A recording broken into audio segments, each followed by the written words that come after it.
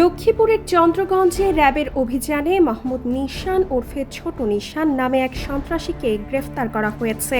তার বয়স ৩০ বছর। এ সময় তার কাছ থেকে জুলাই গণঅভ্যুত্থানের সময় চন্দ্রগঞ্জ থানা থেকে লুট হওয়া একটি পিস্তল ও ১২ রাউন্ড গুলি উদ্ধার করা হয়েছে বলে জানিয়েছে র্যাব।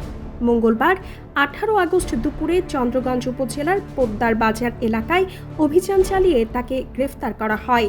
বুধবার এক প্রেস বিজ্ঞপ্তিতে এ তথ্য জানান র্যাব ১১ নোয়াখালী ক্যাম্পের কোম্পানি কমান্ডার ভারপ্রাপ্ত সিনিয়র সহকারী পুলিশ সুপার মিঠুন কুমার কুণ্ডু।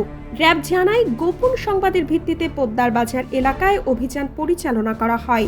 র্যাবের উপস্থিতি টের পেয়ে মোটরসাইকেল যোগে পালিয়ে যাওয়ার চেষ্টা করে নিশান। পরে ধাওয়া করে তাকে আটক করা হয়। আটকের পর তল্লাশি চালিয়ে তার কাছ থেকে একটি তারাস পিস্তল, ১২ রাউন্ড গুলি ও একটি ফোল্ডিং নাইফ উদ্ধার করা হয়।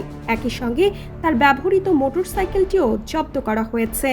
র্যাব ১১ আরও জানায়, উদ্ধার হওয়া পিস্তল ও গুলিগুলো জুলাই গণঅভ্যুত্থানের সময় চন্দ্রগঞ্জ থানা থেকে লুট হয়েছিল। র্যাবের তথ্য অনুযায়ী গ্রেফতার নিশানের বিরুদ্ধে চন্দ্রগঞ্জ থানায় একাধিক হত্যা মামলা রয়েছে। এছাড়া তিনি একাধিক মামলার ওয়ারেন্টভুক্ত এবং যাবজ্জীবন সাজাপ্রাপ্ত আসামি।